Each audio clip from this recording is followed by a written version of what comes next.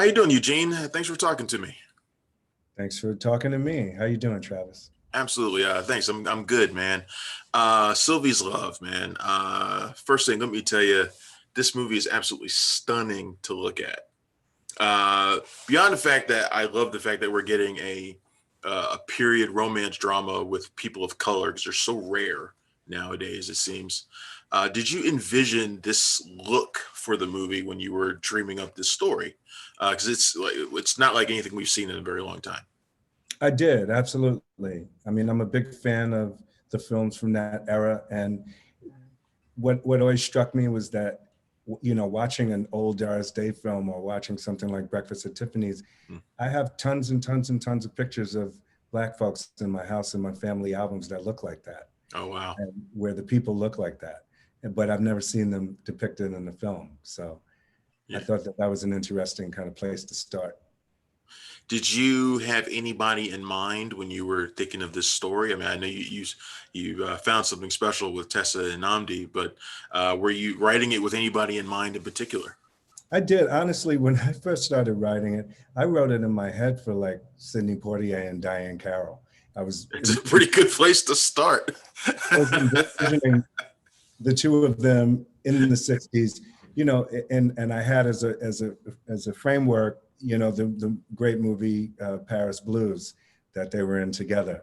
And so I kind of, he was a jazz musician, she was a student, but I kind Mhm. of, there was a little bit of this chemistry between the two of them that I was trying to kind of replicate in the script. Wow.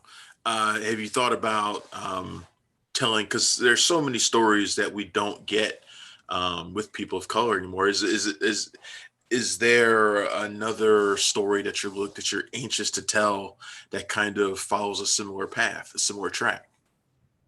Yeah, I mean, the next thing I'm working on is not a love story. It's also for Amazon, and it's set during Reconstruction and talks about it's set kind of focuses on the Negro militias during Wow. that time, and and I'm very very proud of it, and hopefully I'll get to shoot it this year. But that one's going to be really powerful too. It's just another story we haven't seen and another depiction of Black folks in the past, you know. I saw this at the Middleburg Film Festival a couple months ago, and the reaction to it has been amazing. How have you felt about the reaction that you're getting to the movie? Because it's been through the roof. Yeah, it's a trip. And we just put the billboards up in LA and in New York. So I've just been getting bombarded of with pictures of my friends taking pictures of themselves selfies. And that kind of made it real for me. It kind of made it real for me. But yeah, I love the reaction. It's and older folks too, a lot of people are watching it with their parents and then watching it with their kids. And so it's been this multi-generational thing that's kind of really cool to watch because everybody can kind of dig it together. Well, Eugene, this has been fantastic, man. Thanks for talking to me about Sylvie's Love. Wish you the best of luck in your career and in the future of this film. Thank you. Thanks, Travis. I'm sure I'll see you again, brother.